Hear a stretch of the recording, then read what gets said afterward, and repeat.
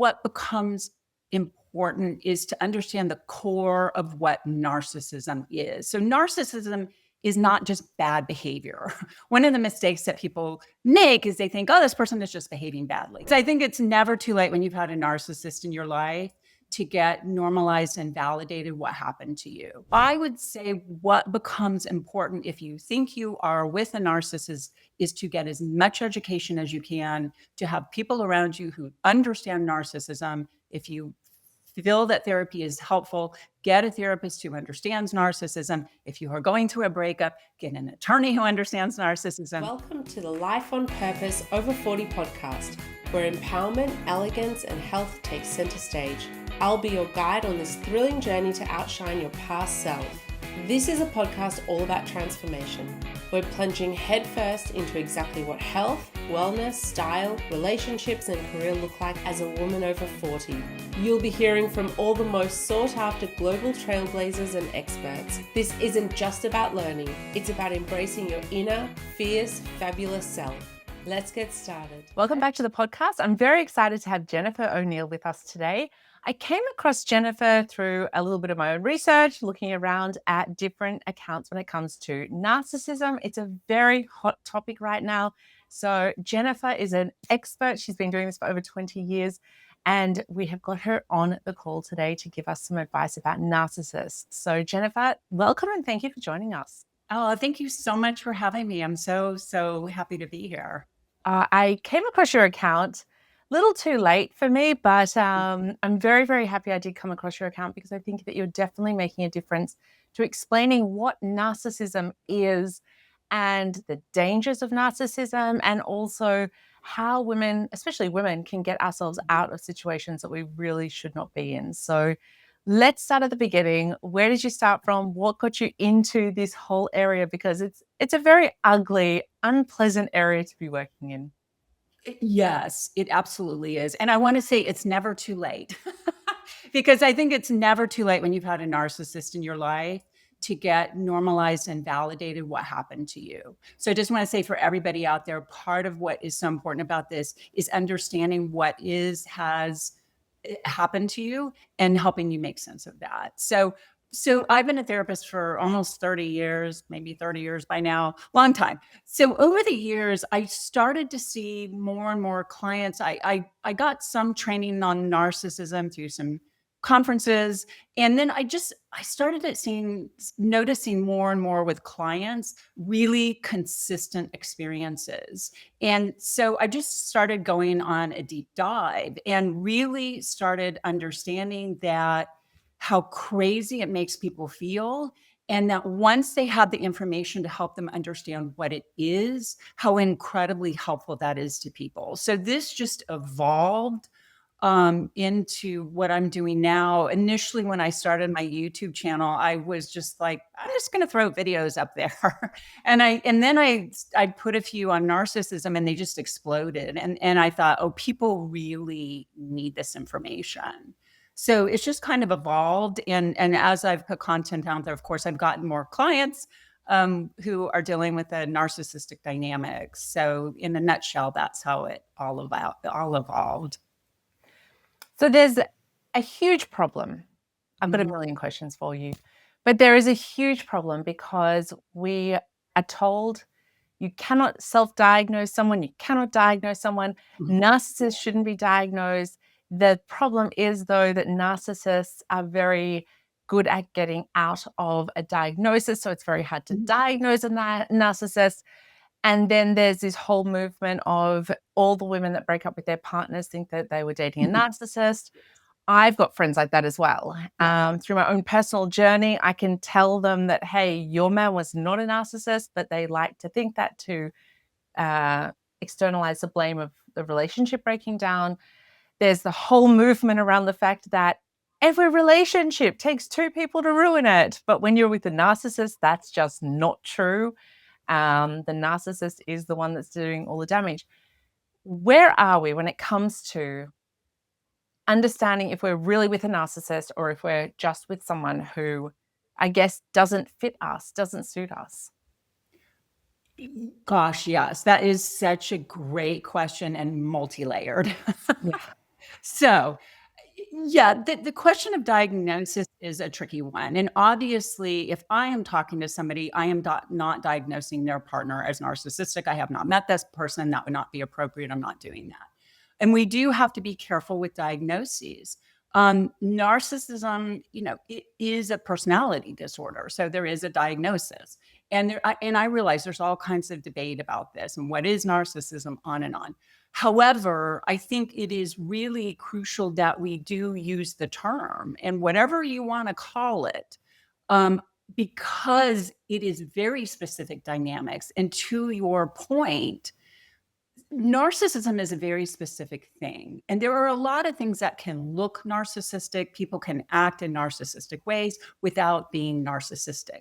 So if I am talking to somebody, I want them to get educated on what narcissism is. And I have people who come to me who have already done research.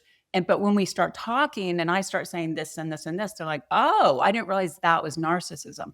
So look, yes, everybody's narcissistic now. So it does muddy the water, and it is problematic for people who are in a relationship with an actual narcissist because it is minimizing to what they're experiencing. It's confusing. So I think what becomes important is getting information. I repeat it over and over and over and over and over. You need information. And sometimes I do have people who think their partner's narcissistic. And when we start talking, it's like, oh, yeah, no, that's not narcissism. It's an easy category to throw somebody in. It's an easy thing to say, they're so narcissistic. And I agree with you.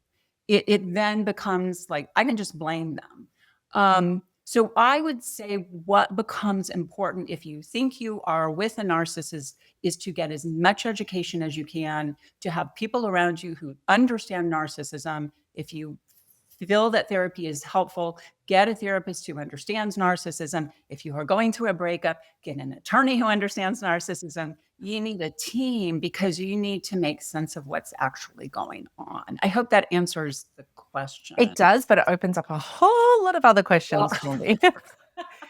So the thing is that you said people need to understand what the difference is. So how could you explain the difference? What would be narcissistic and what wouldn't be narcissistic? Because I think one thing that I've really come to understand is that we all have narcissistic traits in some way.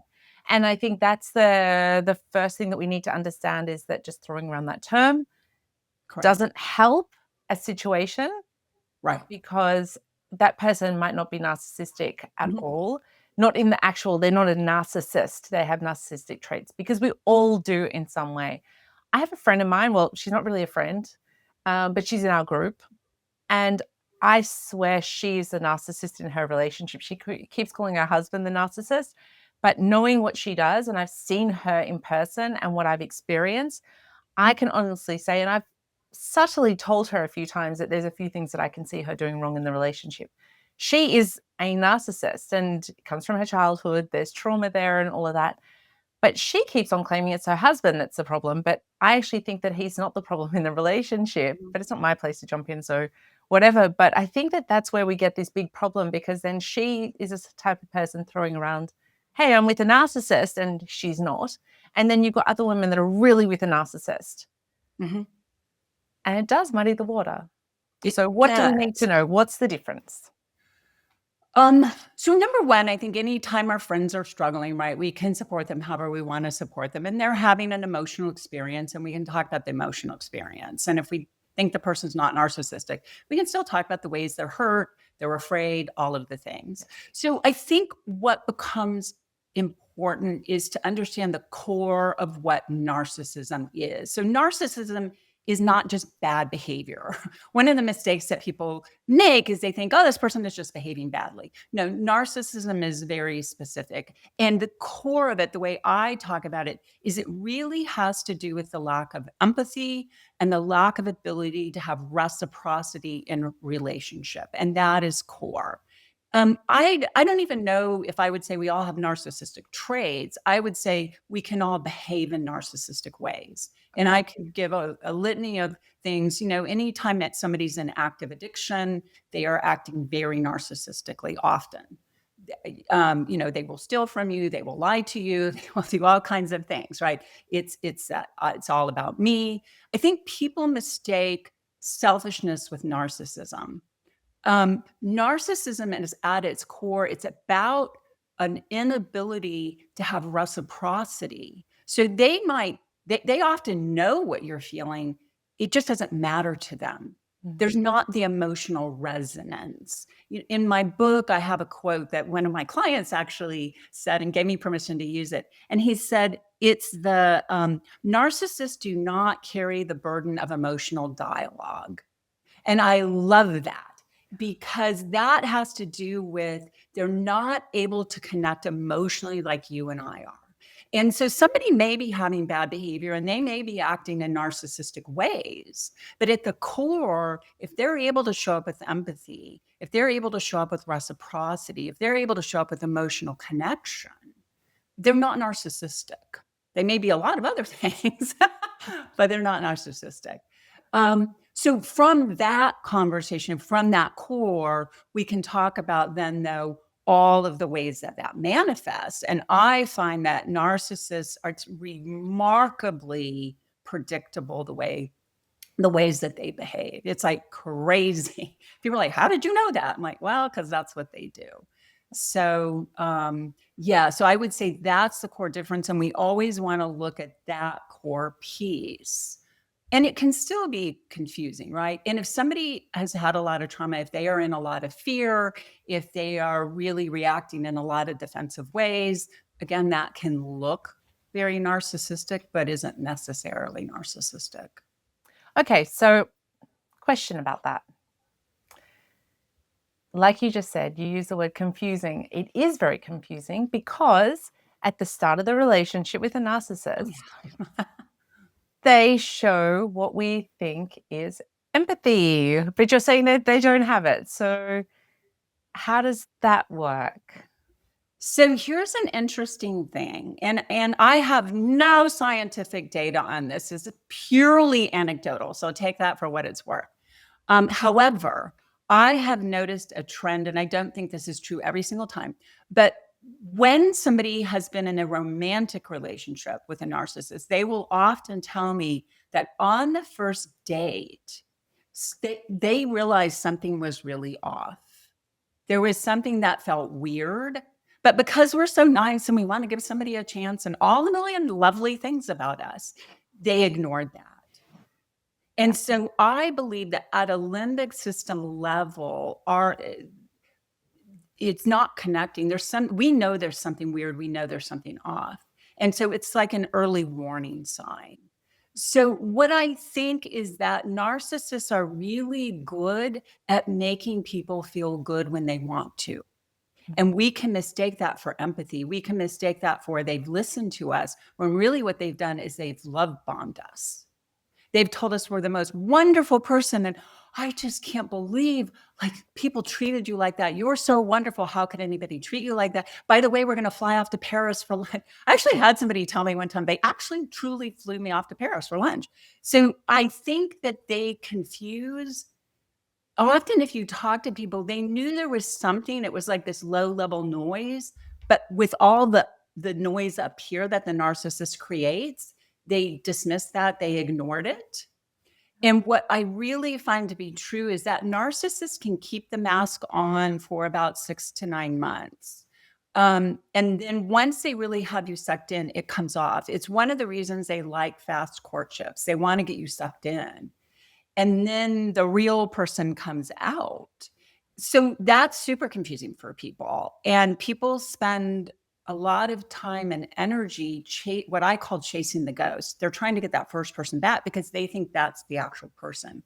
So I think narcissists are really good at throwing up a lot of noise. They know how to make you feel good. And by the way, when you start to relieve the relationship with them, you know what they do. They show up with that great person again, and they're going to make all the changes and they're going to do all the things. And of course, we believe them. And as soon as they get you sucked back in, the mask comes off again. So I don't know if I answered that question exactly, other than I think people can confuse feeling really good with that person really sees and cares about me. I don't know if that rings true for people or not, but that's my I sense of I things. think that is exactly right. And I think, like you said, and I've heard it from a lot of people, there's only one way that they work. Yeah, it's the Pretty same. much. Yeah, it's the same pattern for all of them. So, like you said, that 6 to 9 months within that time frame, then everything changes. And what about if someone's listening and they're not sure if they think that they're going crazy? I think that's the biggest part of that part for someone in a relationship, whether it's a female or a male. You're at that point where you think you're going crazy because you start to doubt, am I doing something wrong? Can I make changes? Because all the therapists will say it takes two. What happens when you go into relationship therapy and you might go through 5 different therapists? Mhm. Might know someone Well, that's if you're going been through through 5 that. different therapists, you should start to go, "Why are we going through so many But things?" that's right. But then here's the thing, the therapist is saying you both need to communicate better. And the therapists are telling you, you need to communicate better. And what happens when the therapist says, he's gaslighting you, and then turns around a week later and says, oh, you need to do better in the relationship. And it's like, hang on a second, which way is it? And your head starts to spin. And it's like, did you tell me he's gaslighting me? And now you're telling me I have to do better? And there's so many therapists I've learned that just are not trained in this area at all. And then you have the ones that just want the money. Yes, and listen, and I realize I'm biased here. Yeah. I mean, I don't know therapists. There are some out there. I'm not saying there's not, but most therapists want to do a good job, right? We're in the field because we want to help people. But yes, unfortunately, 2 pieces on that is that number one, far too many therapists don't actually understand what narcissism is. I actually had a couple of people come to me because they were having an experience with a narcissist that therapist didn't get, and so they wanted to find somebody who understood it. So yes, that absolutely is problematic. It's also one of the reasons I really want to put out content to help people understand what this is. And all my extra time, I keep thinking I need to do a training for therapists, but because I have so much extra time. There is the other piece there, and my brain just lost its train of thought. Going to therapy. Oh, thank you. So, yes, thank you. The other piece there is that narcissists are extremely good at fooling people. And so you could even have a savvy therapist who the narcissist they're very, very good at what they do. They're very good at what they do. And so I think we always want to approach relationship dynamics. I think what we never want to let narcissists steal from us is that we want to believe good in people, right? And we always want to approach a relationship trying to be as healthy as we can. And saying, yeah, I may have a part here. Let me look at my part. Let me see if I can change this. However, when you're doing that and you're feeling really crazy, I think it's time to look at what's happening in this dynamic. And narcissists are really good at convincing you it's your fault and you're crazy and you don't know what you're talking about, and on and on.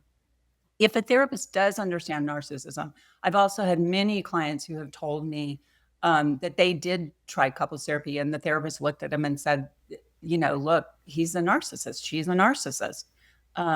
So, this isn't going to work.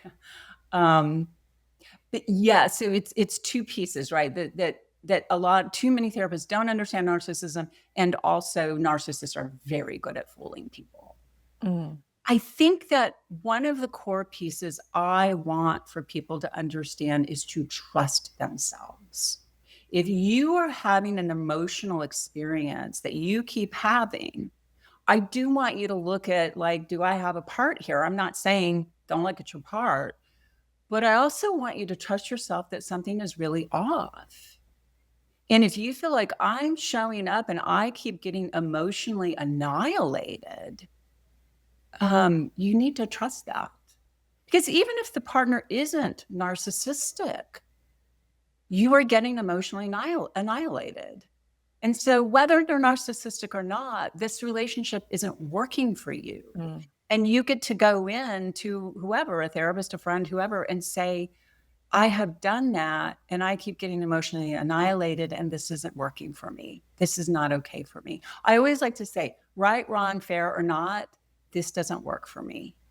And so sometimes if something really isn't working for us and we feel like we've given it a try, we don't need to justify that this isn't working for me.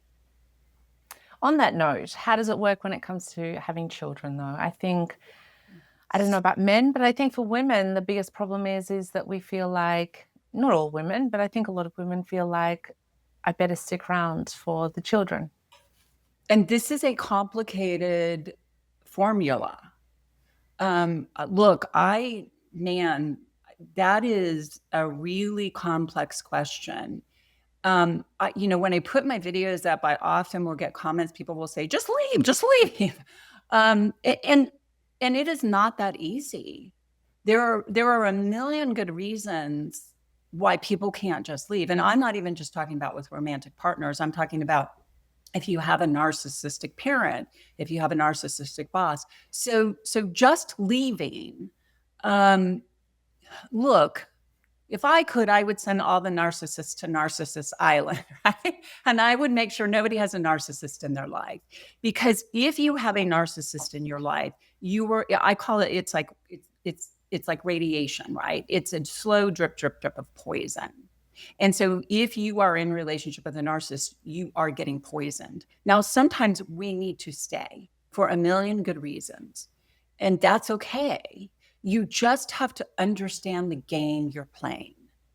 And you better get really versed in the game you're playing. So people may decide, because whatever with their kids are too young, or they don't want to be without the kids, or the million things that they don't want to leave. And so then we have to talk about, how do you stay in a way where you mitigate the poison as much as possible?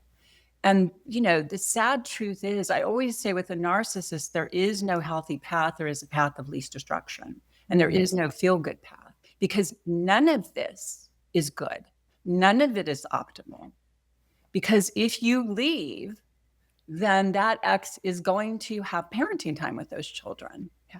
If you stay, you are staying in a really toxic situation. So what I would say for anybody with kids who is thinking about leaving, you need to get support. You need your team. You need to be talking with a therapist or somebody who really gets narcissism and is insightful and is not judgmental and doesn't have an agenda for you, to help you make sense of what your plan is and how to do that. So I'm not encouraging people to stay or leave. I want to be really clear. I'm not saying, oh, you need to stay. I'm not saying, oh, you need to leave. I'm just saying that's a super complicated question that only can be answered for each individual person, talking that through with somebody who understands narcissism and understanding what their path is and how long they're going to do that.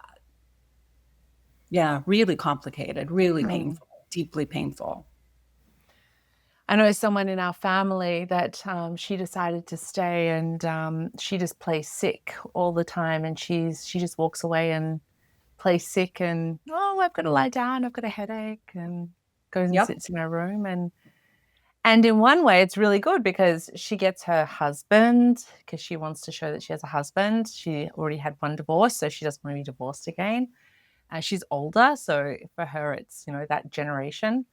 But at the same time, and when she's not with him, she's off with her friends, she's off doing all these things. She's never sick when she's not with him. So it's very clear what's going on. But it's terrible, yeah. She's living in this world. Yes. It's not like that's it's like you said, it's whether you go, it's terrible. It's poison. And one of the things I really try to help people sort of suss through is, you're going to pay, there's always a price to pay, right? The price of entry. And so I don't have an agenda for what price people decide to pay. I just want them to be really clear and honest with themselves about the prices they're paying and why they're willing to pay that price. And sometimes the price is worth it, and sometimes it's not. Sometimes I think what often happens is initially people start in a place of, I don't want to leave for all the million good reasons. And as we work and we really move into radical acceptance about what the relationship is, because radical acceptance is a core piece of what you need to have on board with a narcissist.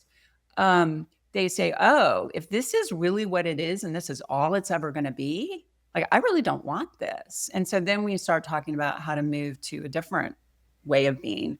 But people, yeah, it's about what are the, and I will ask people, why are you willing to pay that price? And we can talk about radical acceptance, but quickly, I want to say radical acceptance does not mean you accept bad behavior. People get very confused about what radical acceptance is. Radical acceptance is when you are no longer trying to get something to be something that's never going to be. So radical acceptance is, I now understand and accept that this is who this person is going to be. This is how they're going to act. And nothing is going to change that. So then I get to decide what relationship I have with that. It's an overwhelming place to be. I think Yes, that's it is. Yes. Especially I think if there's children involved. I think that, when you're just two people and you're single, but it doesn't just come, like you said, it's not just relationships. It might be a boss, you can't leave your job. It might be a parent. I've seen it in that situation too. My father was also a narcissist. So, I see there's 4 or 5 of us kids. So, only one of them still speaks to him and no one else does. And I can see it from that. That was very easy for me to walk away from, but I can understand some people can't walk away from their parent that easily. So, well, especially with an elderly narcissistic parent who's in their 80s or 90s. Yeah. So anytime somebody has this idea of it's just so clear what you should do, man, it's super complicated. And, I have to really help people walk through the morass and figure out what they're going to do about it and how to do that and how to navigate that. It's so complicated. It is not an easy equation. And the dynamics are just crazy. So we can understand better what these narcissists are actually doing to us. Do you want to just explain the different, strategies that they use and what we need to understand about those strategies and how we can actually counteract them and protect ourselves? Yes. So this is so crucial. I talk about this in depth in my book because this is one of the things when I talk about people need to understand the narcissistic dynamics. This is everything because the strategies that they use to manipulate and control are really crazy. And for people who have empathy and can do reciprocity, it feels nuts. And this is where people get in trouble because one of the mistakes they make is they think they project. I always say never project empathy onto a narcissist. So what we tend to do is we project onto the narcissist how we would feel or how we would think or how we would act. Huge mistake because the strategies that they use to manipulate and control feel crazy and feel poisonous. And so we get confused thinking, well, surely they're not doing that. Yes, they are doing that. All right, so let me go over some of them. One of the big ones is gaslighting. And gaslighting is when somebody makes you doubt your own reality. And they are really good at it. You can literally have a video of tape of them doing the thing, and they will look at you straight in the eye and go, like, that's not what I'm doing. And I have had so many people say, I literally did. I had a videotape. And they looked at me and they said, that's not what I'm doing. It's insane. But they say it with such conviction. They look you straight in the eye. They lie. Like people don't do that. So they confuse our brains because we're looking for the tell that somebody's lying. Like they scramble our limbic system. They scramble the social cues. They scramble all of that. So it makes us feel super crazy. They do something that I call the emotional death penalty. So the emotional death penalty is when they ghost you. They act like you are not alive. And when people have a narcissist, so if you had a narcissistic dad, narcissistic parents really do this to kids. Spouses will also do it. But when you were a kid, it is deeply disturbing because they will ignore you. They will act like you are not alive. They will walk by you like you're a ghost. This is so incredibly anxiety provoking, and people will do anything to make that stop. So the emotional death penalty is very effective because it creates so much anxiety for people. They just like our anxiety is going and we just need to get it better and we just need to get it better and we just need to get it better. Another one that I call Play-Doh reality. So Play-Doh reality is when they make reality into whatever they want it to be, right? And that can change in 5 minutes. So in the course of one conversation, this is reality. And then, they decide this is reality. So I call that Play-Doh reality because they just make reality. They reshape it and they reshape it and they reshape it. And again, they're saying it so convincingly that you start, you can go like, I thought the sky was blue, but maybe it is green. Like they really get you doubting your reality. It's nuts. They love to use threats and intimidation. And I tell people, look, they're going to go from strategy to strategy to strategy. And you can see them going through the different things. Like once you understand what they are, you understand the hooks, like you can start identifying them, which is what is so crucial about understanding this.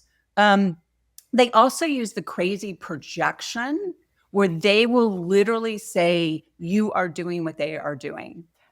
Like that's nuts. And people will get into arguing with them. And they will use guilting. They are world-class guilters. And again, if we're empathic, we feel bad, we've upset somebody, we think we've done something wrong. The guilting is really effective.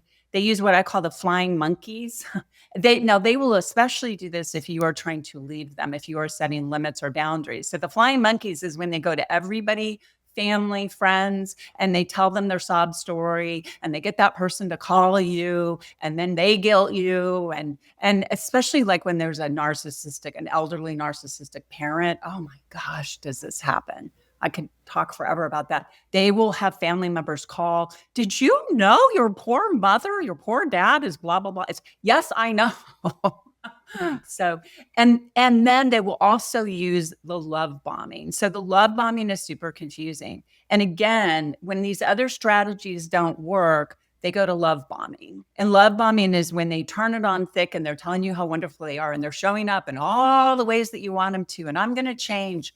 The love bombing especially comes into play when you are getting ready to exit the relationship. And I'm telling you, it's amazing to see. And I will predict they're going to do this, and then they're going to do this, and then they're going to love bomb you. And sure enough, they just go through. It's like you can just see it happen. And then they'll flip into rage again. The rage is terrifying. They really do also will use rage because the rage is terrifying and it will absolutely get people to comply because, again, we just want it to stop. So that's a quick sort of in a nutshell. But yeah, I feel super passionate about people understanding the ways that they manipulate people. Okay, so yes, everything you just said it's crazy because the fact that you say that it's the same in all narcissists, they all have the same playbook. Pretty much. It's not like one is different from the other. Pretty much. It's not just the way they are, and it's crazy. It's like they all went to a special school to learn how to do this. It's like, how do you all do exactly the same things? Like that's a crazy part. Is. It's so insane how consistent they are. And listen, there are brain anomalies, and they have found brain anomalies in narcissists. So there is some stuff. It runs in families, I think, too. And again, I don't have a lot of scientific data. For the brain stuff I do, but yeah, that runs in families. But it's certainly what I have seen anecdotally and in all the stuff I've looked at tends to be true. But yeah, it's crazy how consistent they are. That's actually really interesting because I think about I've got a couple of narcissists in my life. My father, like I said, is a narcissist as well. And his mother was also definitely a narcissist. Yep. So I always thought it comes from childhood trauma, but it's triggered. Yeah? Is it? Well, so look, there's a lot of different ideas out there of what is narcissism, what causes narcissism. And, certainly there are bigger experts than me out there. I only know what I know to be true, what I have seen over and over and over and over and over. And I just want to say quickly as an aside, what we also know, there's been a lot of research on sociopaths. Now, sociopathy is different from narcissism, but what we also know for a fact is that there are definite brain anomalies in sociopaths, and that sociopaths, that runs in families. So, so there's an interesting sort of parallel here. Here's what I think. I think that narcissism is something that is a brain anomaly. Can childhood trauma, can certain dynamics cause people to act narcissistically? Yes. My opinion only, take it for what it's worth, is that narcissism is a brain anomaly, that it is fundamentally different in the way that that brain works. It is really something that you see from early on. It is a way of being in relationships that is fundamentally different. And look, people react to trauma in all kinds of ways. So there's no linear formula for if you've had trauma, how you develop with that. So we can certainly make an argument that some people develop narcissism. And there are plenty of professionals out there who would say that that's the case. All I can say is from my experience, from everything I've looked at and know, from all the people I've been exposed to that have a narcissist in their life, it feels like there is a fundamental thing that's broken in them. And that piece about the lack of resonance, there is something so weird about that. I talk about in my book, one of the things that I experience if I'm sitting with a narcissist is I cannot feel them. So what I mean by that, as a therapist, I am very intuitive about being able to feel people and the pinging back and forth, the mirror neurons. My experience with narcissists is I can't get a beat on them. I can't feel them. It's this really weird experience. And I've had so many people say like, yes, like I couldn't, you can't sync up with them emotionally. So I used to say, you've just got this bad energy. Yes. And I'd say, there's no such thing. You're being all crazy. And I'm like, I don't mean it from the woo-woo side. I mean that there's just something that you've just got this bad energy. And it's just, I feel it around me that every time we get into this like dynamic, I just feel it. It's just this feeling in the room. It just takes over everything. Yeah, like you can't get a handle on them. You can't get your hands around them. You can't sync up with them. It feels very, very off. And that's when I talk about, I believe that at a limbic system, so mirror neurons, right? Those are the part of our brain that help us with empathy and connect. I believe that and again, no scientific basis for this, but just my sense of things, that there's something very off with the mirror neurons, that the mirror neurons aren't pinging off of each other. And that's part of, and there's also this limbic system response, like this person feels off, this person feels dangerous. So I think all of that's happening at the systemic level that makes it feel very weird and off. I would love somebody to hook all this up to whatever and figure out what's actually going on there. But that's my sense of things. I think that's the problem though, is because they can't be diagnosed without doing testing on them, and they can avoid the questions on the test. They can manipulate testing, is from what I understand. They can manipulate the answers on the test. So they can't come up as, they can avoid the actual answers to not look like a narcissist, because they're very good at hiding in front of certain people.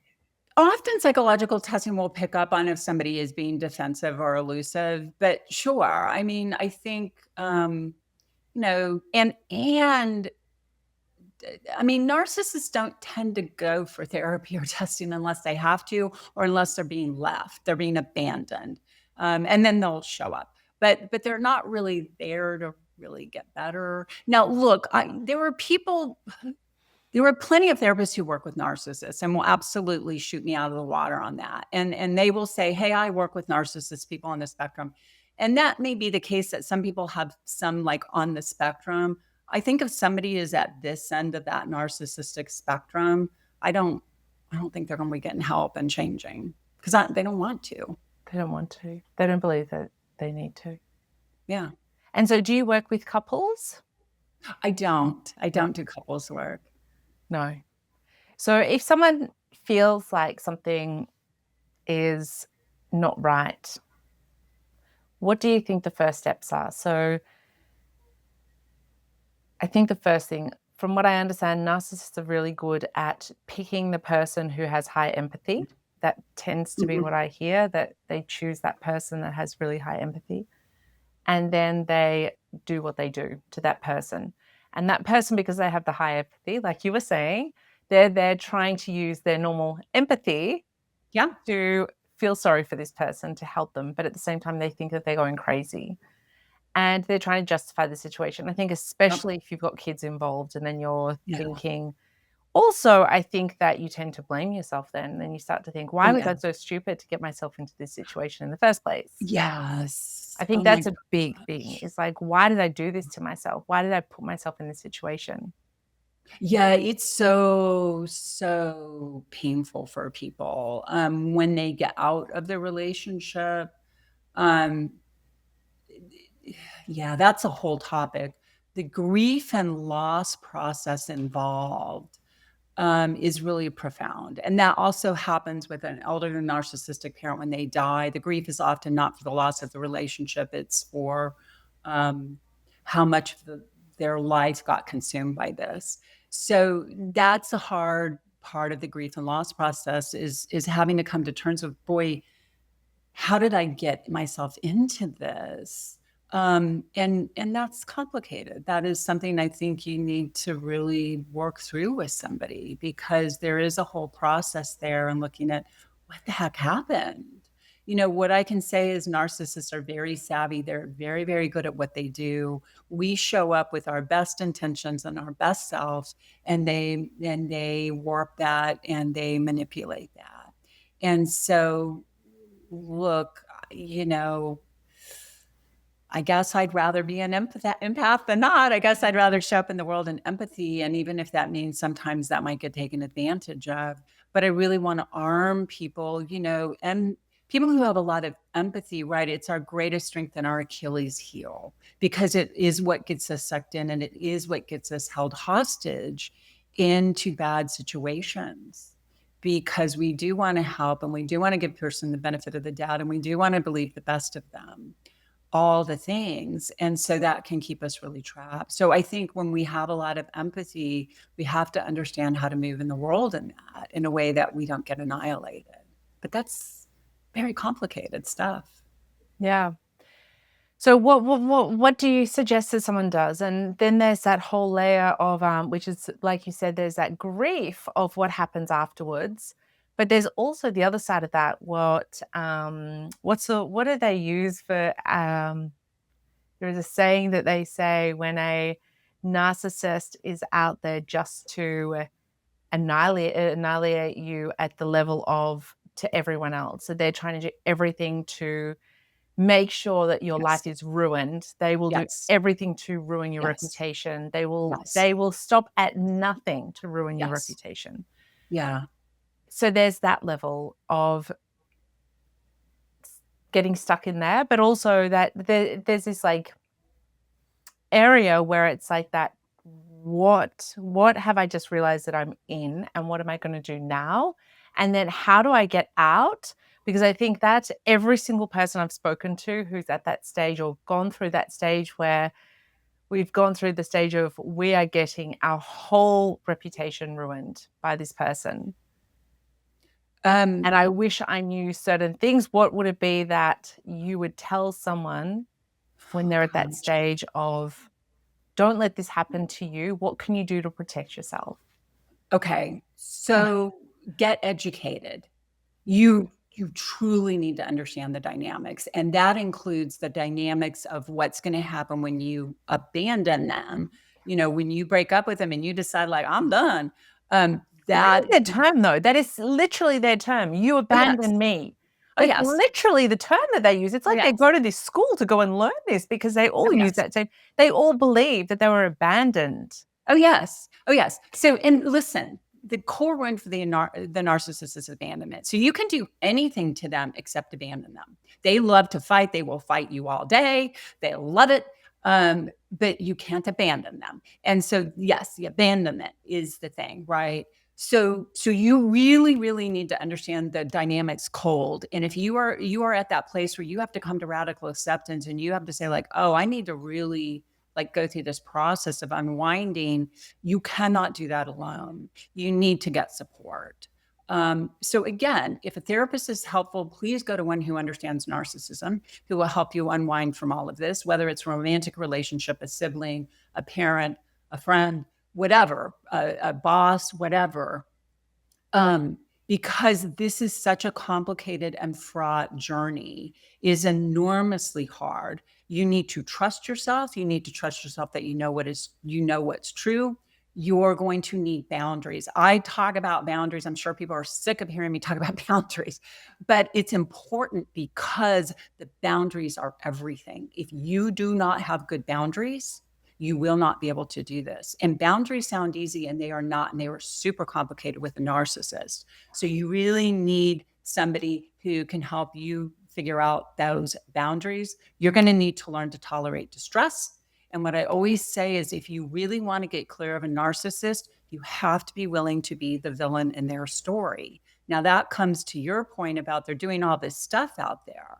So you need help understanding how to navigate that and how you want to respond to all of that. But narcissists make us very afraid. So part of how they do that is they threaten us, and I'm going to do this and I'm going to do that. I wish I had more time to talk about this because this is so complicated. I guess my point is this is super complicated. You cannot do this alone. You absolutely need somebody who understands narcissism to help you understand how you're going to navigate this, the grief and loss journey. It's fraught.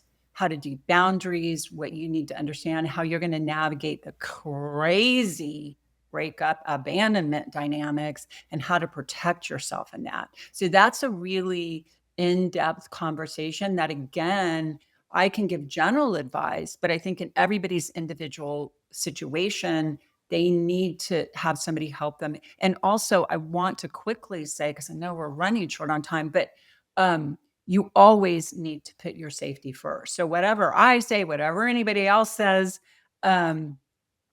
you take what you want, leave what you want. But if you always need to put your safety first, and you always need to trust that you know what you need to do. So if some advice, if you feel like, ooh, that's going to end in something dangerous for me, don't do it. Like, you need to be safe. So yeah, I wish I could give a more in-depth answer on that. It's such a complicated and in-depth. I would love to get you back on to discuss it. I would love to come back. Yes. This has been wonderful. That would be fantastic because I think it's a very in-depth conversation. And also I think because it is such a small amount of people that have to deal with this, in the way of we're understanding it more and more, and we know that there's more and more people out there that are hiding this. And, I just think back to what my mum went through when I was growing up. And now, like, it's all just hit me in the last 2 years of what it actually was. My mum actually passed 2 years ago, and it was like just when I was coming out of my relationship that it all just hit me and went, whoa, oh my God, like what we saw growing up. Yeah. That was crazy. And yeah, we, at points, we actually used to think my dad was bipolar. And now looking back, I'm like, no, that was complete narcissistic abuse. Like, that was like everything you spoke about today. And I think that it used to be hidden. It's not that they say it's happening more these days, but it's not that it wasn't happening before. I think that we just didn't speak about it. And I think you keep on talking about having an older parent.